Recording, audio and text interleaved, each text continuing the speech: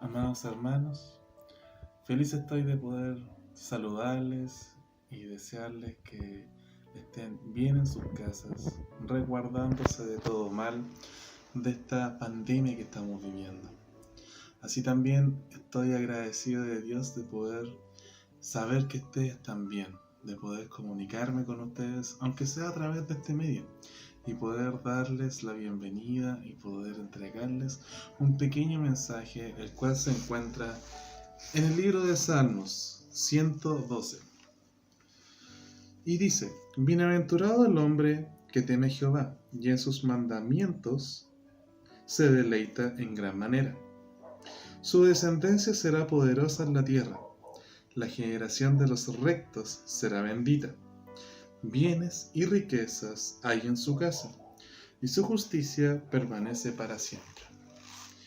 Así como está escrito en la Biblia, en este pequeño salmo, su justicia siempre va a permanecer. Las cosas que están ocurriendo ahora no fueron por cualquier motivo. Dios tiene sus caminos ya hechos desde antes de la fundación del mundo. Y así también, a pesar de todo, sus caminos siempre son perfectos. Y nosotros no tenemos que soltar la mano de Él. Al contrario, debemos estar más unidos que nunca. Quiero invitarles a que oren conmigo para poder tener un pequeño momento de reflexión. Y si usted quiere en su casa, poder hacerlo también como usted más lo desee. Oremos. Padre bendito, gracias Señor te damos por un día más de vida que tú nos has entregado. Gracias Señor porque tenemos la bendición de tener un día más cerca de tu presencia, Señor. Gracias porque tú has estado en medio de nosotros, Señor. Y gracias porque tú has permitido poder estar reuniéndonos a pesar de la distancia, siempre alabando tu santo bendito nombre. Agradecido de ti, Señor, porque tú me entregas la posibilidad de poder comunicarme con mis hermanos, Señor, y así también porque puedan escuchar el Evangelio de tu palabra, poder conocer la salvación tuya, poder conocer el temor tuyo, Señor. Gracias por todo, y en tu nombre te lo pido y te agradezco todas las cosas que en nuestro corazón están guardadas. Amén y amén.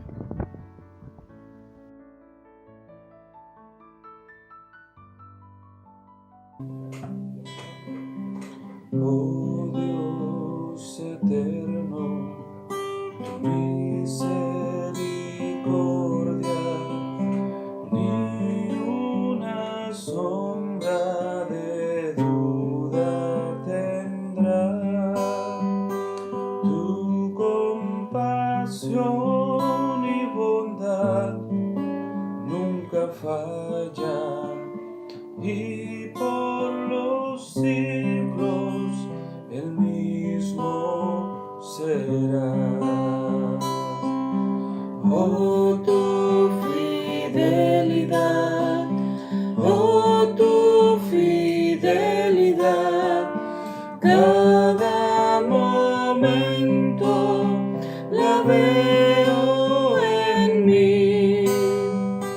Nada me falta, pues todo provees. Grande Señor es tu fidelidad.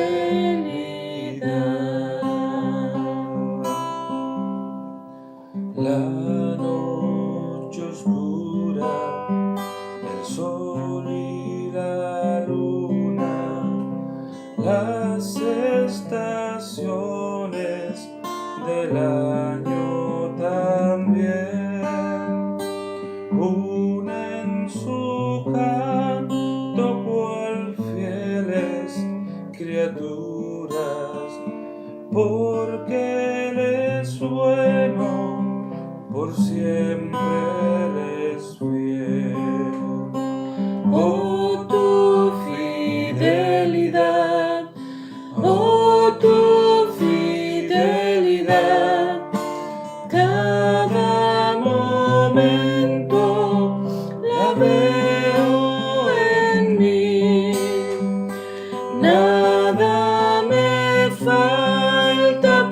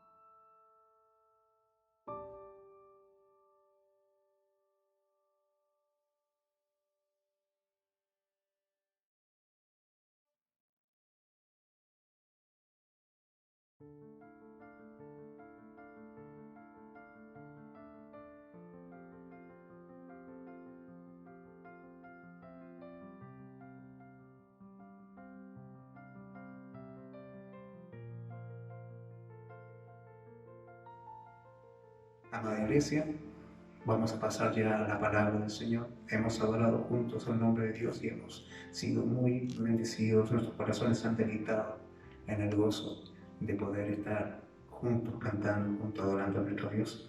Y continuamos hoy con esta serie basada en la epístola de Pablo a los Colosenses, y en la cual hemos ido descubriendo gloriosas verdades, gloriosos principios de la vida cristiana que son importantes de considerar, porque algo que la Iglesia debe tener siempre presente es cuán supremo, cuán glorioso, cuán superior es Cristo sobre todas las cosas. Y quiero invitarles a que me acompañen en la lectura bíblica de hoy, y vamos a la epístola de Colosenses capítulo 1, del verso 9 al 14, y dice así la palabra del Señor. Por lo cual también nosotros, desde el día que lo oímos, no cesamos de orar por vosotros y de pedir que seáis llenos del conocimiento de su voluntad en toda sabiduría e inteligencia espiritual, para que andéis como es digno del Señor, agradándole en todo, llevando fruto en toda buena obra, creciendo en el conocimiento de Dios, fortalecido con todo poder conforme a la potencia de su gloria, para toda paciencia y longanimidad, con gozo dando gracias al Padre que nos hizo aptos para participar de la herencia de los santos en luz, en la cual nos ha librado de la potestad de las tinieblas y trasladado al reino de su amado Hijo, en quien tenemos redención por su sangre, el perdón de pecados. Te invito a tener un tiempo de oración, hermanos. Oremos. Señor, presentamos nuestras vidas delante de ti, al ir a tu palabra.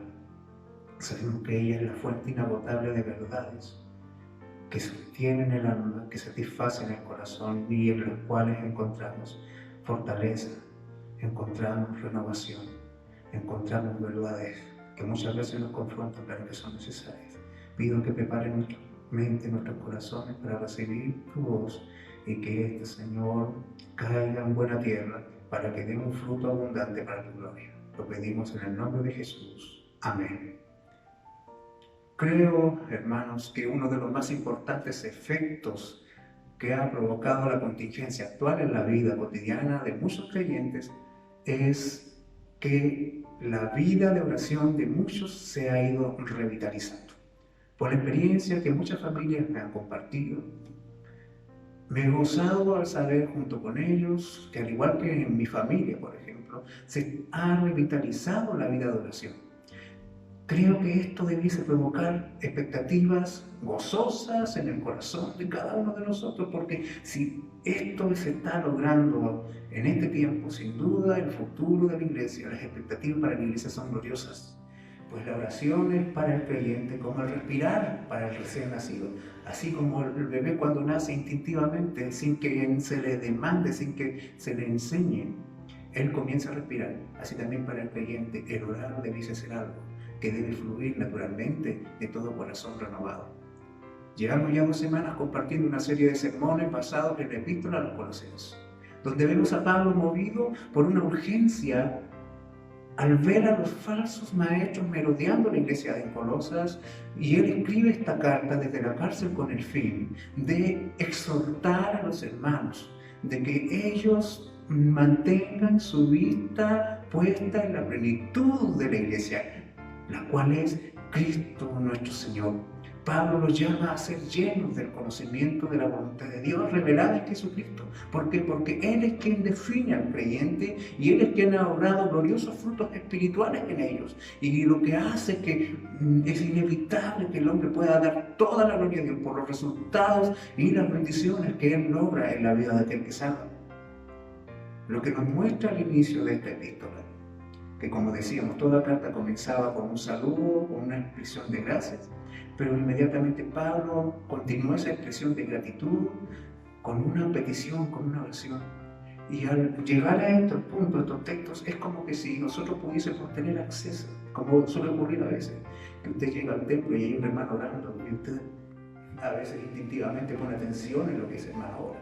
Y al escuchar lo que ese hermano ora, usted conoce qué es lo que llena la mente y qué es lo que compunge el corazón de ese hermano. Al leer estas líneas nosotros podemos ver qué es lo que llena la mente y compunge el corazón del apóstol Pablo. Y es importante, hermanos, que veamos qué es lo que Pablo ora, qué es lo que Pablo pide por sus hermanos. Y si uno considera la realidad de cada epístola en la cual él presenta sus oraciones por los santos, nosotros vemos de que nunca él oró, aunque eran personas muy amadas por él, muy queridas por él, nunca oró por un cambio de circunstancia para sus hermanos. Aun cuando las situaciones en esos tiempos eran realmente apremiantes, ellos vivían en una constante inseguridad porque los hermanos están siendo oprimidos por una violencia inusitada, están viviendo situaciones terribles, muchos de estos hermanos están siendo separados de sus familias, están siendo ejecutados, muchos de estos hermanos están perdiéndolo todo. Quizás Pablo hubiese podido orar: Señor, cambia al emperador, Señor, elimina a los falsos profetas, Señor, asegúranos un plato de comida siquiera para este día. Pero Pablo no concentra su oración en las circunstancias, y eso es interesante, porque habían reales necesidades. Sin duda nuestros hermanos de este tiempo vivían en una situación mucho más apremiante que la nuestra, pero la oración del siervo de Dios está concentrada en algo que va más allá de las circunstancias, algo que va más allá de las cosas que el hombre carnalmente pudiese necesitar. Por eso, cuando él ora, así como cuando él da gracias, y en esto nosotros vemos cómo es la estructura de la oración de Pablo, él agradece y pide, y cuando él agradece y pide tiene una prioridad en cuenta. ¿Y cuál es esa prioridad? Él ora agradeciendo a Dios porque Él es el digno Dios de toda gratitud, y cuando Él pide con su mente anclada en la persona de Dios y en su gloria en medio de la iglesia. Él, cuando eleva peticiones, su prioridad sigue siendo Dios y sigue siendo su gloria en medio de su pueblo. Y esta oración está plasmada en esta apasionada oración que nosotros hemos acabado de leer, y que en el original, hermanos, como antecedente muy gráfico de la pasión del apóstol Pablo, cuando ora de esta manera, está constituida en una sola oración. Lo que nosotros leemos en los versos del 9 al 14, en el griego es una sola línea, 106 palabras completamente encadenadas, sin ninguna separación. Es como que Pablo habló todo esto casi sin respirar, sin tomar aliento, porque lo que compungía su corazón era tan grande, y su pasión queda reflejada en su oración. Este varón de Dios es movido por su fervor por Dios y por su amor por la iglesia. Bendito sea el nombre del Señor. Esto nos puede ayudar a pensar en lo siguiente: si hacemos una revisión de nuestras peticiones, cuando oramos, ¿qué es lo que oramos? ¿Por qué estamos pidiendo? ¿Qué dirección toma nuestro ruego? ¿Por quién estamos orando? Ahora, según la estructura de la oración de Pablo, es legítimo que hayan peticiones. Nuestra oración no puede carecer de peticiones, porque nuestra realidad limitada como seres humanos siempre nos va a llevar a una dependencia de Dios, y en nuestra oración estaremos pidiendo algo a Dios, y eso es inevitable. Pero el tema es de que muchas veces nuestras peticiones están llenas de egocentrismo y de una búsqueda por seguridad y comodidad para esta vida temporal, o bien para seguridad y comodidad para nuestros más cercanos, para nuestros conocidos, aquellos que amamos siempre, que siempre los tenemos a nuestro lado. Pero nosotros revisemos las razones para la oración que tiene alguien con una visión clara de la supremacía de Cristo en todas las cosas. ¿Cómo ora alguien que está completamente convencido de que Cristo es superior, que Cristo es suficiente y de que Él es el todo en todos? Las razones para la oración de Pablo son por plenitud, llenura, que seáis llenos, plenitud de conocimiento de la voluntad de Dios, plenitud de fortaleza y plenitud de gozo en medio de la iglesia. Y sobre estas tres razones vamos a desarrollar nuestra exposición esta mañana, porque es importante que nosotros podamos considerar qué es lo que mueve a Pablo, para que eso mismo también nos mueva a nosotros. Porque sin duda hay oraciones que Dios contesta. ¿Y cuáles son las oraciones que Dios contesta? Aquellas que están ceñidas a su voluntad. Y es tan importante, hermanos, ir cada día inquiriendo la voluntad de Dios. La vida de oración de Pablo es especial en el sentido de que, como él dice en el texto que hemos leído, y como lo leímos en el verso 3, en la semana pasada, siempre orando por vosotros, dice Pablo. Y acá también dice en el verso 9, por lo cual también nosotros desde el día que lo oímos no cesamos de orar. ¿Qué significa esto? De que Pablo está constantemente, es perseverante. Cada vez que ora, él ora por los hermanos de Colosas. Y consideremos lo siguiente, Pablo no conoce personalmente a estos hermanos. El interés por esta iglesia no está en que él fue el fundador directo de estas congregaciones, pero aún así él ora constantemente por sus hermanos, por hermanos desconocidos, pero que son sus hermanos y que están unidos al mismo cuerpo, por la misma obra de gracia del Señor Jesucristo. Es interesante, hermanos, que a veces nosotros dejemos de sacar nuestra mirada, saquemos nuestra mirada de nosotros mismos en nuestra oración. Hay tanta necesidad en el cuerpo de Cristo alrededor de todo el mundo. Y es importante que nosotros hagamos propias las necesidades de nuestros hermanos. Miren ustedes, hoy en día nosotros hemos logrado tener contacto con algunos hermanos que nos han informado que hay ciertos sectores en el mundo en que prácticamente el COVID-19 no es un tema de preocupación porque lo que los mata a ellos son las bombas, es la guerra, es el hambre. Muchos hermanos hoy están muriendo de hambre en el mundo. Nosotros debiésemos hacer propias esas necesidades y orar por nuestros hermanos, aunque no les conozcamos, y hacerlo incesantemente, constantemente, mantenernos en una oración haciendo propias las necesidades de nuestros hermanos. ¿Qué es lo que esta iglesia necesita? Pablo ha recibido un informe de parte del pastor Epafras, quien le dio a conocer los evidentes frutos de la gracia presentes en medio de la iglesia, aquellas cosas que nosotros conocemos como la triada de virtudes evangélicas, que permanecen en la vida de aquellos que son salvados realmente: el amor, la fe y la esperanza. Y en el caso de la iglesia en Colosas, en ellos estaba esa fe puesta en Jesucristo, el amor por todos los santos y la esperanza que ellos tenían guardada en los cielos. Y a causa de estas bendiciones, a causa de que esta iglesia manifiesta un evidente crecimiento, él pudiese decir: ok, está todo hecho, qué lindo, qué bueno, pero no, eso le demanda a él una respuesta. Él se siente compungido, él se siente movido a orar y a interceder por sus hermanos, porque si bien es cierto, hermanos, ellos están creciendo, el peligro no cesa de rondarles, por lo cual él, luego de dar gracias, se siente movido a interceder, pues está consciente de la continua batalla que significa para todo creyente vivir para la gloria de Dios. Por lo que él pone en primer lugar la siguiente petición. Cuando él ora por esta iglesia, él ora diciendo: no cesamos de orar por vosotros y de pedir que seáis llenos del conocimiento de su voluntad en toda sabiduría e inteligencia espiritual. Los falsos maestros estaban introduciendo falsas enseñanzas al interior de la iglesia. Y ellos estaban usando un concepto que se había puesto muy de moda en esos tiempos en la iglesia de Colosas, y era la palabra que en el griego se traduce como pléroma, y que significa en nuestro idioma llenura o plenitud.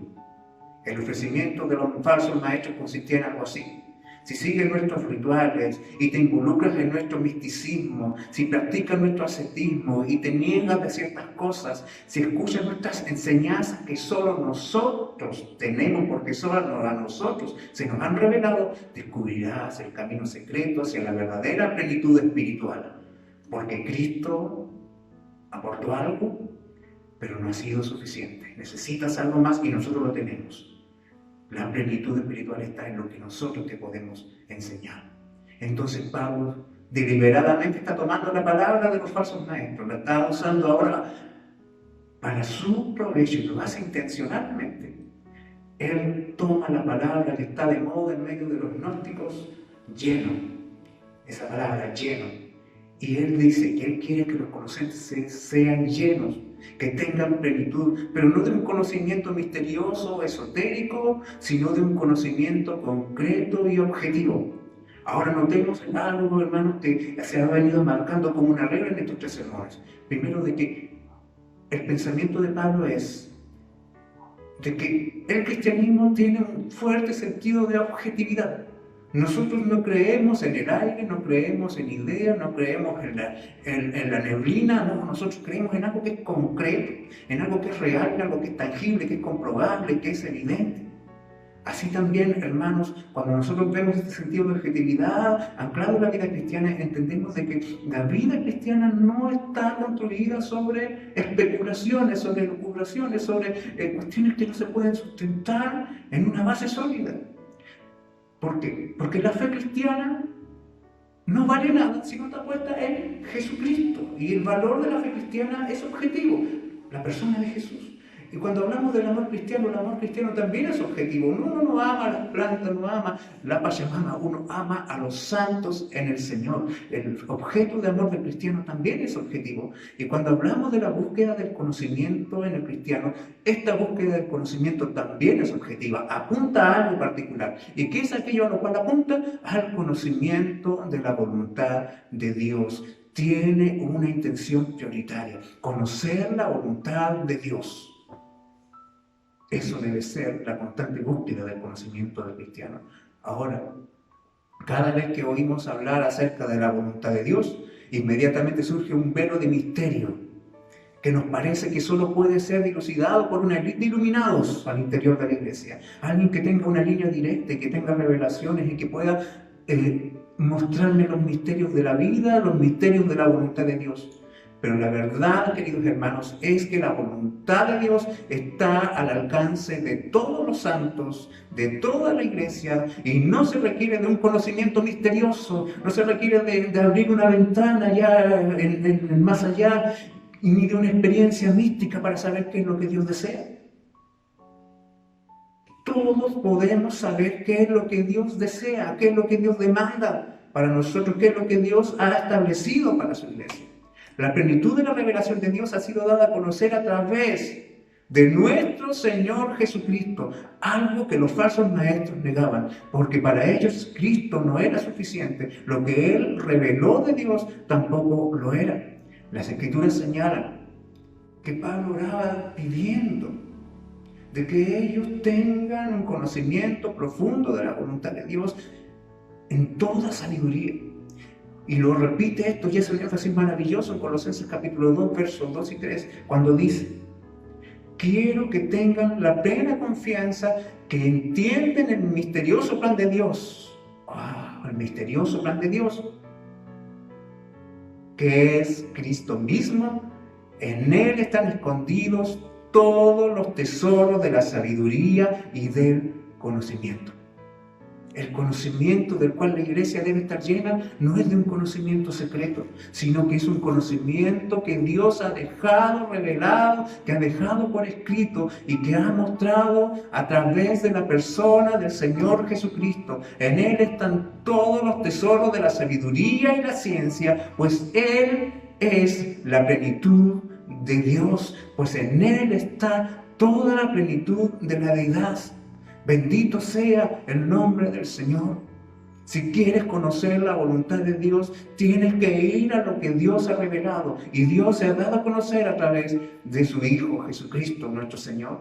Hebreos capítulo 1, versículo 1 y 2 dice lo siguiente: Dios, habiendo hablado muchas veces y de muchas maneras en otros tiempos a los padres por los profetas, en estos postreros días nos ha hablado por el Hijo, a quien constituyó heredero de todos y por quien asimismo hizo el universo.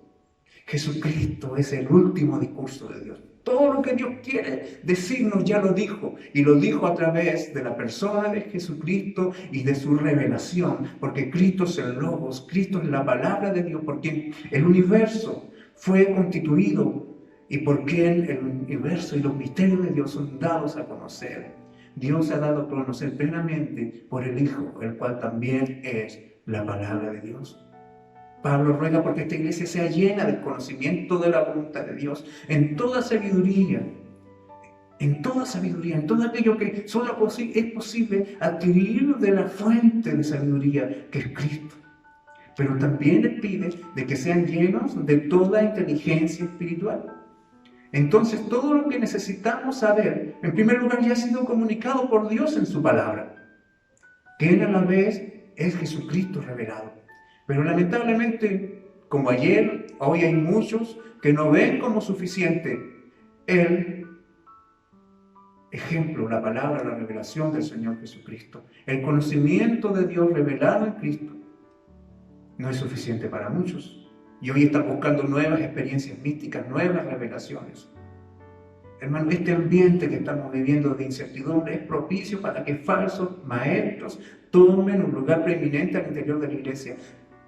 Yo te animo, yo te demando, hermano, no prestes tu oído para escuchar a cualquier aparente, iluminado que hoy pueda aparecer para decirte esto es lo que Dios está haciendo, esto es lo que Dios está mostrando, esto tienes que hacer, esto no tienes que hacer. No, busca en las Escrituras lo que Dios ya ha dicho. No hay nada más seguro. Ya tenemos la profecía más segura revelada.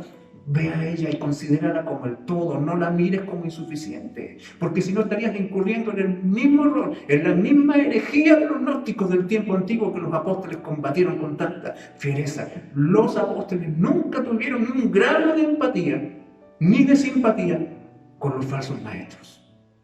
Y si tú estás buscando algo más aparte de Cristo, sin duda, mereces toda la reprobación de Dios y de su palabra. El Señor nos ayuda a ser fiel. Todo lo que necesitamos saber ya está revelado en la palabra del Señor. Y Pablo realmente insiste en que la vida cristiana saludable requiere la búsqueda del conocimiento de la revelación. Él quiere que amemos la verdad, Él quiere que sepamos más acerca de Dios, Él quiere que sepamos quién es Dios, qué es lo que ha hecho, porque esto realmente influye, esto tiene una incidencia real y concreta en la honra del Evangelio. No es posible ser piadoso si somos ignorantes. Él quiere que los cristianos amen la doctrina, amen la verdad, amen comprender quién es Dios y lo que Dios quiere de ellos. Eso por un lado. Pero además Él está hablando de que con el conocimiento creciente de la sabiduría de Dios, que todo lo que ellos van adquiriendo de la revelación divina lo puedan canalizar a sus vidas prácticas y cotidianas a través de una inteligencia espiritual. Esta expresión, inteligencia espiritual, en el griego, se traduce como phronesis, que significa el uso adecuado de algo, la comprensión de una verdad para una aplicación. El uso recto de la sabiduría es la realidad de cada hombre y de cada mujer que ama al Señor. El creyente debe saber también cómo aplicar lo que sabe acerca de Dios y su voluntad en su vida cotidiana. ¿Por qué? Porque el conocimiento de Dios, lo decíamos, es objetivo y tiene un propósito claro. ¿Cuál es el propósito claro del conocimiento? ¿Para qué hemos de adquirir conocimiento? Verso 10. Para que andéis como es digno del Señor, agradándole en todo, llevando fruto en toda buena obra y creciendo en el conocimiento de Dios. Muchas veces la ignorancia de las Escrituras se traduce en falta de piedad, pero también tengamos cuidado. La presencia de conocimiento no siempre asegura santidad. Es necesario que el creyente sepa aplicar a su vida el conocimiento adquirido. Un aprendizaje completo se ve en la aplicación del conocimiento. Hoy existe una patética práctica entre muchos predicadores jóvenes, y esta es la de adquirir conocimiento teológico para impresionar y avasallar a los demás, pero no para vivir en santidad. Esto es realmente nefasto, esto realmente deja mucho que desear y es una mancha en el testimonio de la iglesia actual. Muchos hombres creen que adquirir conocimiento es comprar libros, y no es así. Adquirir conocimiento es vivir para la gloria de Dios, es vivir conforme a los deseos de Dios. El conocimiento cristiano tiene un objetivo claro: hacer que el creyente viva como a Dios le agrada. El Catecismo Menor de Westminster dice en su pregunta número 3, ¿qué es lo que principalmente enseñan las Escrituras? Y la respuesta es, lo que principalmente enseñan las Escrituras es lo que el hombre ha de creer respecto a Dios y los deberes que Dios impone al hombre. Lo que principalmente las Escrituras enseñan es lo que el hombre ha de creer acerca de Dios y los deberes que Dios le impone al hombre. Conocer la voluntad de Dios, no solamente saber los misterios de la persona de Dios, sino también saber qué es lo que Dios quiere que particularmente yo haga con mi vida para agradarle a Él. El conocimiento teológico que no impacta el comportamiento del estudiante es un tesoro sin valor, es oro sin brillo. Debemos tener como prioridad en nuestra oración que podamos aprender la voluntad de Dios, pero que también podamos aplicar la voluntad de Dios en cada aspecto de nuestras vidas. Debemos tener presente que el conocimiento de Dios transforma el corazón y renueva el corazón. ¿Cuál es el fin del conocimiento? ¿Cuál es el fin del aprendizaje? Salmo 119, verso 11 dice, en mi corazón he guardado tus dichos para no pecar contra ti. ¿Para qué guardas la palabra en tu corazón? Para no ofender a Dios, para saber cómo tomar decisiones, para saber cómo comportarte. Hay muchas personas que me preguntan y dicen, estoy viviendo tal necesidad y se me presenta tal oportunidad, ¿la tomo? Y muchas veces esa pregunta no está anclada en un deseo de conocer qué es lo que Dios quiere, sino en recibir un apoyo para hacer lo que yo quiero hacer. No es así como funciona la palabra del Señor. El Señor dice claramente lo que debe hacer una persona que está escogiendo un trabajo, que está empezando una relación. Le dice al joven a quien ha de buscar para enamorarse y emprender una vida junto a él. La Escritura está llena de tantas verdades tan necesarias. El problema está en que muchas veces nosotros escuchamos la verdad, pero preferimos desecharla porque no es lo que nosotros quisiéramos. Hermanos, el corazón es engañoso, sus deseos son engañosos. Si has de saber la palabra de Dios, es para que no peques contra Dios. Es para que no ofendamos al Señor. Queridos hermanos, Pablo no está interesado en que los colosenses se conviertan en insoportables y petulantes teólogos sabelotodos que solo viven para debates teológicos abstractos sin sentido. No están para debate los cristianos por nimiedades. Él quiere que ellos sean llenos del conocimiento de Dios para que tomen decisiones decentes y coherentes con la santidad de Dios. Él quiere ayudarnos a entender que conocer a Dios realmente está relacionado con la vida cotidiana del creyente, la cual debe ser en bendición y en alegría. Conocer la voluntad de Dios verdaderamente es esencial para la vida bendecida. El puritano William Perkins dijo que la teología es la ciencia de vivir benditamente para siempre. Vivir benditamente para siempre. Allí está el fin del conocimiento del creyente. La primera petición de Pablo, plenitud de conocimiento de la voluntad de Dios en medio de la iglesia. Y si nosotros mantenemos la idea de no cesamos de orar por vosotros y de pedir, vemos que esto mismo se puede aplicar en lo que nosotros vamos a encontrar ahora en el verso 11.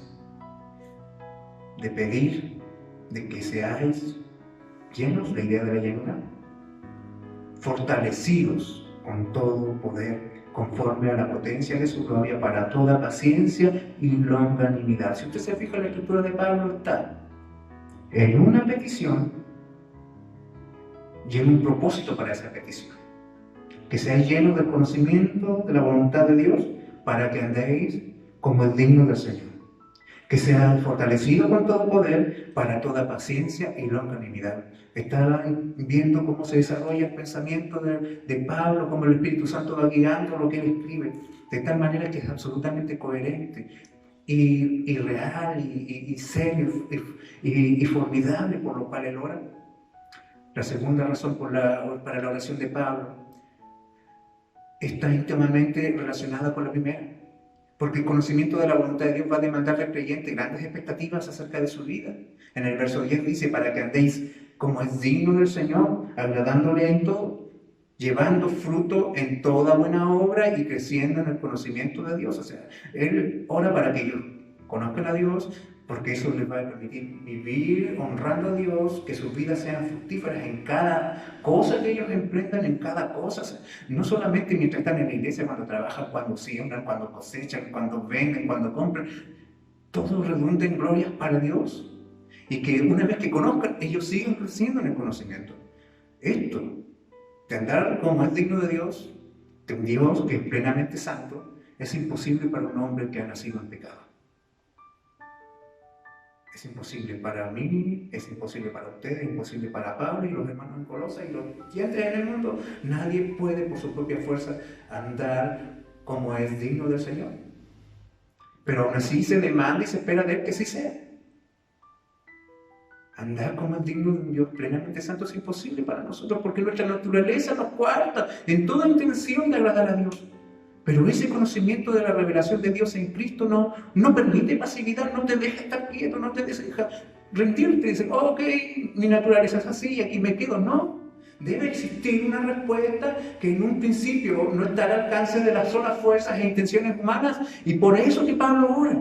Y pide porque es grande la demanda del creyente, pero él sabe de que hay un banco de recursos, que hay un estanque y una fuente inagotable de recursos para que el creyente viva conforme a la voluntad de Dios. Y por eso es que Pablo ora para que ellos sean llenos de fortaleza para lograr ese objetivo, para que sean fortalecidos con todo poder, con todos los recursos que le harán capaces de lograr aquello que Dios les está demandando.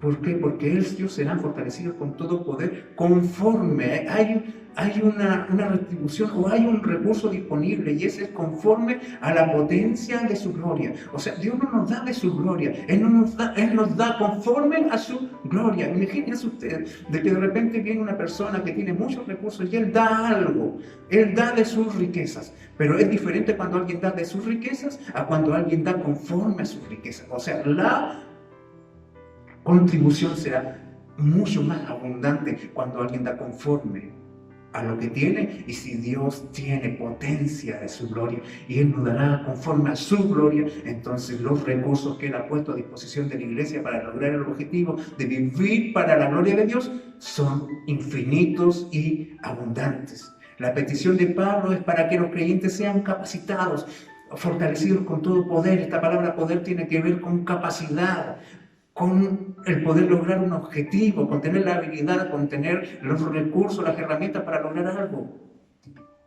para que ellos puedan llevar a cabo lo que divinamente se le ha impuesto, para que ellos puedan cumplir su misión de vida. Cuando un creyente crece en el conocimiento acerca de Dios, también crece en valor, crece en fuerza, pues la plenitud de Dios en él le capacita para el ejercicio de su voluntad, pues Dios fortalece conforme a la potencia de su gloria, lo que garantiza un raudal de poder inagotable puesto a disposición de la iglesia para que la iglesia sea todo lo que Dios quiere que sea. ¿Y qué es lo que Dios quiere que sea? El propósito de esta petición: para toda paciencia y longanimidad. La paciencia es la gracia de poder permanecer firme, es la valentía de perseverar en la ejecución de la tarea que uno ha recibido de Dios a pesar de las dificultades, de las aflicciones, de los problemas que a uno le pueden rodear. Porque, hermanos, tu respuesta y tu obediencia a Dios no está relacionada con tus circunstancias. Hay hombres y mujeres que están sufriendo, están viviendo tragedias todos los días en su vida, pero aún así ellos viven para la gloria de Dios siempre. La paciencia es el rehusarse a sucumbir a la desesperación o a la cobardía. Es un atributo humano que se manifiesta en relación con las circunstancias en que la persona se ve envuelta, sea aflicción, sufrimiento o persecución. Aquel que está fortalecido con todo el poder de Dios debe soportar, debe perseverar, porque la perseverancia es una evidencia de que Dios ha hecho una obra en el corazón de ese hombre. Toda paciencia, en toda longanimidad. La longanimidad es una virtud que caracteriza a la persona. Si usted se recuerda, la paciencia tenía relación con la circunstancia, la longanimidad se requiere de la capacidad de sobrellevar no las circunstancias, sino que a otras personas. Tiene que ver con aquellas personas que son tropezaderos, que afligen y que se oponen a que uno pueda cumplir con los planes de Dios en su vida. La persona que tiene longanimidad ejercita paciencia, rehusando rendirse. Si antes no nos rendíamos a la aflicción, a la persecución, a la tribulación, la longanimidad no nos deja rendirnos ante la ira, ante la venganza y la falta de perdón. Por lo tanto, cuando uno considera este atributo no solamente es humano, sino que necesariamente es producto de una obra de gracia de Dios en el corazón del hombre. Porque muestra la longanimidad, ese amor a toda prueba, como el amor que Dios tiene por sus hijos. Ese amor constante, ese amor permanente, ese amor incondicional de Dios por su pueblo, que fracasa siempre, que constantemente no cumple las expectativas que de ellos se demandan, pero aún así el amor de Dios no disminuye porque su pueblo sea menos perfecto, sea más incapaz. Hermanos, si el amor de Dios fuera una retribución a nuestra habilidad, a nuestra capacidad, no tendríamos ninguna esperanza, pero gloria a Dios, que el amor de Dios por nosotros está basado en Jesucristo, porque Él ama a su Hijo y lo ama eternamente. Él nos ama a nosotros eternamente. Bendito sea el Señor. El Señor no nos ama por lo que nosotros podamos hacer por Él. El Señor nos ama por lo que Cristo hizo. Y eso garantiza de que Dios siempre nos va a amar, que siempre nos va a soportar, que siempre nos va a tolerar, que siempre nos va a tener paciencia, aunque quizás hoy mismo estemos con nuestra mente y corazón llenos de dudas, llenos de sentimientos y de decisiones y de emociones que quizás sabemos conscientemente que están en contra de su voluntad. El Señor nos ayude. Así también al creyente se le demanda que eso mismo Él lo aplique a los que le rodean. Que esa sea la actitud del creyente hacia otras personas. Y estas cosas que son consideradas como virtudes humanas, la paciencia y la longanimidad, como lo eran la fe, el amor y la esperanza, no nacen espontáneamente en el corazón del hombre. No están allí de forma natural, surgen en un hombre solo cuando Dios ha obrado en gracia en su vida. Son dones de Dios. Y ambas son estimuladas por la esperanza que nos está guardada en los cielos, por la certeza de que Dios cumplirá sus promesas. Y Pablo ora para que la iglesia tenga la fuerza suficiente para honrar a Dios a través de la perseverancia en medio de un mundo antagónico y por sobre sus propias debilidades. Bendito sea el Señor. Pablo ora para que Dios sea glorificado como una iglesia perseverante, aún a pesar de las aflicciones que le rodean y aún a pesar de sus propias debilidades. Está viendo la dirección de la oración de Pablo, las razones que él tiene para orar. Y luego él termina esta oración y volvemos a tomar la idea: no cesamos de orar por vosotros y de pedir que seáis llenos, y verso 12, de gozo. Conocimiento, fortaleza, gozo. Con gozo, dando gracias al Padre que nos hizo aptos para participar de la herencia de los santos en luz. La tercera razón de la oración de Pablo es pedir de que, gracias a las fuerzas que Dios imparte a los creyentes, ellos, aún en medio de tribulaciones, puedan regocijarse y hacerlo con acción de gracias. Según el contexto, las razones por las que los colosenses deben ser plenos en gozo y gratitud al Padre están expresadas en los versos 12 y 13 de lo que hemos leído. Como nosotros vemos, ¿por qué uno de repente dice, ¿por qué debiésemos estar contentos? ¿Por qué debiésemos vivir agradecidos? Era común escuchar: estoy agradecido por la vida y la salud, por el techo, por el pan, por mi familia. Estoy agradecido porque esta pandemia no ha tocado a ninguno de mis seres queridos. Ok, sin duda son razones legítimas para estar agradecidos y sin duda se lo debemos solo a Dios, pero hay otras cosas que son más grandes, más profundas y que no son circunstanciales. Porque si te faltara el pan un día, te faltara el techo, si alguno de tus seres queridos te enfermara, si tú te enfermaras, si yo me enfermara, ¿mi gratitud y gozo permanecerían? Si mi gozo y gratitud están fundamentados en circunstancias, ¿permanecerían? Bueno, Pablo dice y ora para que los creyentes en Colosas anclen su gozo no en las circunstancias temporales, sino que lo hagan sobre algo más sólido y eterno y que permanece para siempre. ¿Por qué la iglesia debe estar contento? ¿Por qué la iglesia debe tener gozo? Debe estar llena de gozo. Porque el Padre nos hizo aptos para participar de la herencia de los santos en luz, el cual nos ha librado de la potestad de las tinieblas y trasladado al reino de su amado Hijo. El Señor ha dado una heredad a sus hijos. El Señor ha dado a los hijos una recompensa que descansa absolutamente en la gracia soberana de Dios.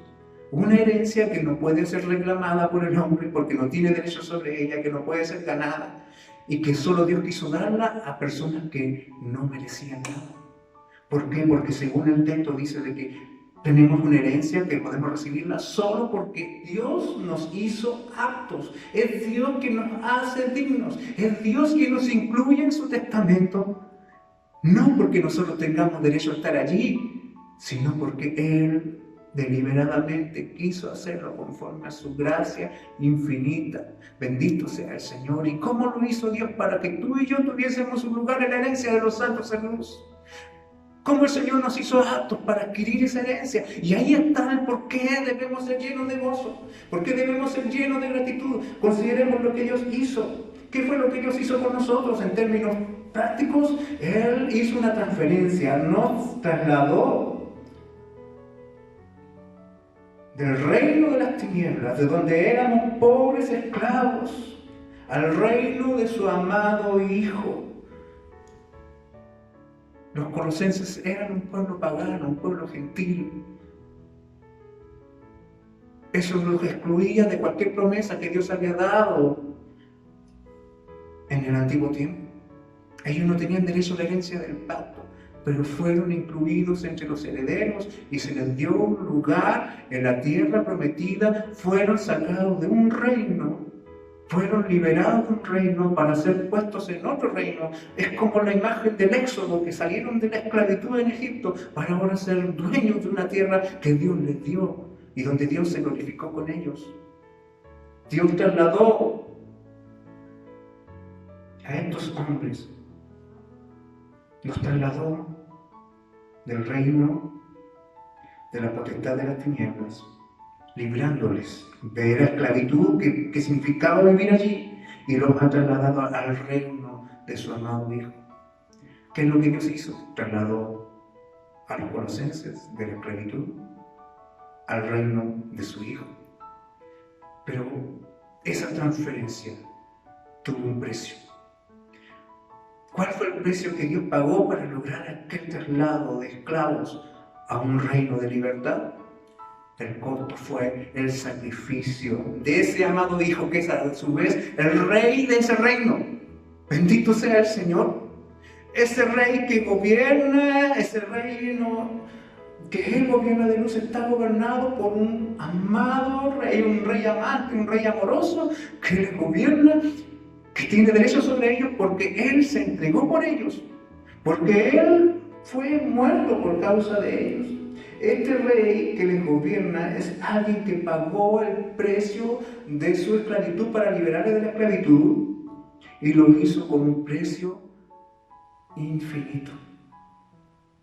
El precio pagado fue sangre derramada, fue el sacrificio del amado Hijo. Y no usted, como Pablo aquí usa esta expresión para referirse al Señor Jesucristo. El Padre sacrificó a su amado Hijo para que ustedes, esclavos de las tinieblas, hoy puedan estar en su reino de luz y tener una herencia anclada en la eternidad.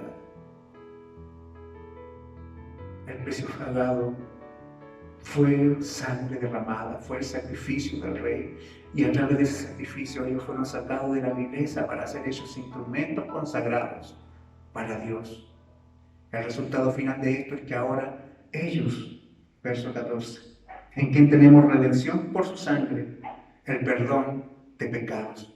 El resultado final de esto es que ellos ahora están perdonados, de que ellos no hay pecado que se le imputen en su contra, porque Él ha pagado en su totalidad nuestras ofensas con su obediencia y su sangre en la cruz, y ahora el destino es seguro, nuestro destino es seguro en Cristo. Oh, hermanos, miremos cómo ruega Pablo para que esta verdad esté grabada en los corazones, para que ellos vean la plenitud de sus vidas solo en Cristo. Nuestro destino, nuestro gozo están relacionados en la plenitud de Cristo. Están relacionados por su obra, porque por Él podemos sobrellevar cualquier dificultad en este mundo, enfrentar cualquier mentira, enfrentar cualquier angustia y tribulación. Si ponemos nuestra mirada en Cristo, podemos sobrellevar todo dolor, toda angustia y toda tristeza. Y por eso debemos orar por ser llenos de un gozo anclado en lo eterno y no en lo temporal, porque ese gozo permanece para siempre, aunque la batalla arrecie a nuestro alrededor. Si nuestro gozo está anclado en lo que Dios hizo, sin duda nunca dejaremos de padecer. Filipenses capítulo 3 verso 20 dice: mas nuestra ciudadanía está en los cielos, de donde también esperamos al Salvador, el Señor Jesucristo. Nuestra ciudadanía está en los cielos, de donde también esperamos a aquel que nos hace ser ciudadanos, nuestro Salvador, el Señor Jesucristo. Queridos hermanos, el modelo de oración de Pablo no considera medidas parciales. danos algo de conocimiento, oro por algo de plenitud, ¿cierto? Oro por algo de gozo, oro por algo de fortaleza. No, Él ora por plenitud, Él pide la medida llena. Él ora por un vaso completamente lleno, no un vaso medio, un vaso pleno, rebosante. Total plenitud de conocimiento, de fortaleza y de gozo, para un pueblo que está rodeado de incertidumbres, de engaño y de maldad. Y ese debe ser el modelo también de nuestra oración. Las razones para nuestra oración deben ser que Dios nos provea de todo poder para cumplir las expectativas que se esperan de un pueblo redimido. Caminar como es digno del Señor, siendo perseverantes y pacientes, dando fruto en toda buena obra y creciendo en el conocimiento de Dios. Pues el que conoce a Dios no tiene miedo, pues sabe que puede aferrarse a Él, aunque la batalla sea salvaje a su alrededor. Ese hombre pelea con gozo y gratitud porque sabe que la batalla es del Señor. Bendito sea el Señor. Sin duda todo obra para bien para los que aman a Dios, y si hoy estamos viviendo lo que estamos viviendo, sin duda las circunstancias peligrosas alrededor nuestro en el mundo nos han traído a nuestra vista, nos han puesto frente a nuestras narices cuán frágiles y cuán llenos de temor estamos. Pero hermanos, está bien que oremos porque el Señor nos libre de la enfermedad. Pero ¿saben ustedes? Oremos más porque Dios transforme a su iglesia. Oremos para que Dios obre en su pueblo. Oremos para que con la plenitud de su gracia, querida iglesia, cuando llegue el día en que estas puertas se vuelvan a abrir y estas bancas vuelvan a estar llenas de creyentes sentados allí, sean con creyentes transformados, creyentes revividos, creyentes fortalecidos, llenos de compromiso, que hayan dejado su tibieza atrás y que estén preparados y dispuestos para proclamar las eternas verdades del Evangelio de Jesucristo, el amado Hijo, y lo hagan con valentía, y lo hagan con autoridad, y lo hagan con disposición. Lo peor que nos podría pasar en estos tiempos no es morir. Lo peor que nos podría pasar es continuar en la tibieza. El Señor nos ayude, que el Espíritu Santo nos compunja, que su gracia nos transforme.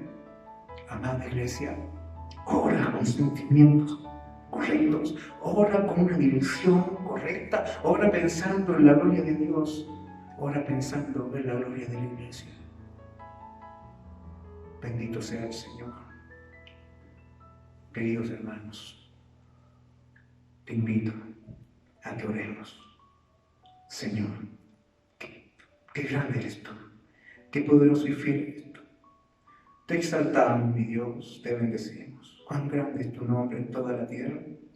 Hoy en este día venimos delante de ti para agradecer. Que tú, Señor, nos hables. Ayúdanos, Señor, a hablar como Pablo lo hacía, a orar por una abundante plenitud de conocimiento de tu voluntad y de inteligencia espiritual. A orar por fortaleza, Señor, para cumplir con tus propósitos. A orar, Señor, para que en nuestro corazón nunca falte el gozo y la gratitud. Para que andemos como dignos de ti, dando buen fruto, Señor. Fruto que te glorifique, aun en tiempos como estos, Señor. Tú sigues siendo digno de toda honra y toda gloria, en todo tiempo y en todo lugar. Bendice a tu pueblo, te lo pido en el nombre de Jesús. Amén. Amén.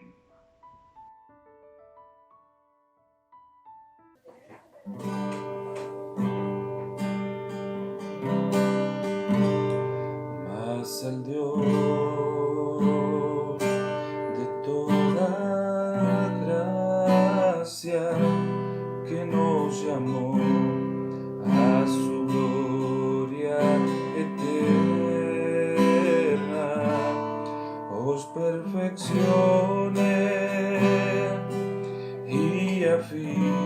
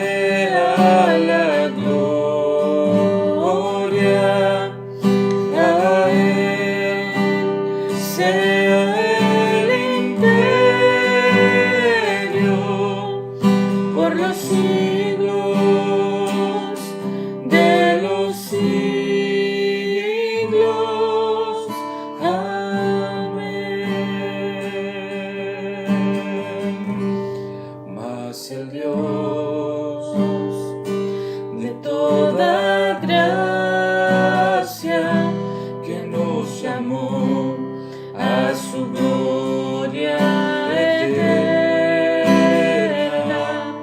os perfeccione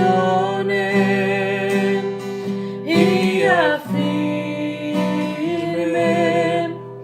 fortalezca y establezca. A Él sea la gloria, a Él sea el imperio por los siglos de los siglos. A Él sea la gloria,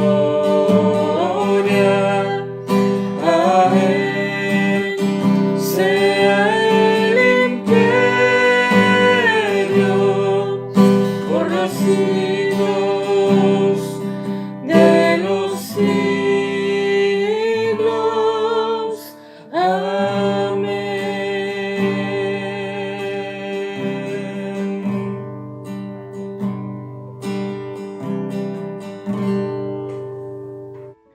Amados hermanos, ha sido una hermosa bendición haber estado juntos en esta mañana. Espero que el Señor siga obrando en nosotros a través de su palabra, que el Señor siga guiándonos a través de su voluntad. Da la impresión que no sabemos cuándo volveremos a nuestros templos. Pero hermano, yo quiero que usted tenga cuidado en lo siguiente. Si bien es cierto, hoy está a nuestra disposición estos medios tecnológicos por los cuales damos gracias al Señor, hay una cosa que no debemos, un pensamiento en lo cual no debiésemos incurrir, y es pensar de que esta experiencia nos ha enseñado de que podemos prescindir del estar juntos. Si bien es cierto, tenemos que orar y gracias a Dios porque estamos siendo misioneros en nuestras familias, en nuestros hogares, y estamos predicando el Evangelio en nuestras casas y en nuestros hijos. Después de muchos años, por fin a muchos nos están escuchando, incluyo yo en lo que quiero, hermanos, también hacerlo así. Nos están escuchando predicar el Evangelio allí en nuestras casas. Y eso es maravilloso. Pero, ¿sabe, hermano? No podemos pensar de que podemos prescindir de la congregación de los santos. Llegará el día en que volveremos a reunirnos. Confiamos que así será. El Señor nos ayude, mientras tanto, a que nuestros corazones vayan siendo pulidos, que el Señor vaya trabajando en nuestros interiores, en nuestras mentes, en nuestros sentimientos, porque sin duda el Señor tiene propósitos gloriosos para servirse a través de estas cosas. Me sumo a lo que piensa el pastor Miguel Núñez. El Señor nos manda al exilio con un propósito, que cuando volvamos transformados, volvamos revitalizados, que volvamos a un avivamiento en medio del pueblo del Señor. Que la tibieza que habitaba en nuestros corazones y que llenaba muchas veces desde las bancas hasta este púlpito, y así también en diferentes lugares, en diferentes templos a través del mundo, que nos caracterizó hasta el 15 de marzo, quede allí sepultado, y que a la hora de volver lo hagamos con gozo y alegría, como cuando los creyentes volvieron de Babilonia, a levantar el altar nuevamente, a levantar la muralla nuevamente y a levantar el templo nuevamente para que Dios sea glorificado. Que Dios te bendiga, amada iglesia, que sea una semana de crecimiento en tu vida, que el Señor bendiga a tu familia, que el Señor bendiga a tu casa y que Dios obre poderosamente en la vida de cada uno de ustedes. La gracia y paz del Señor sea con cada uno de ustedes, santos y fieles del Señor, allá donde ustedes están. Muchas bendiciones.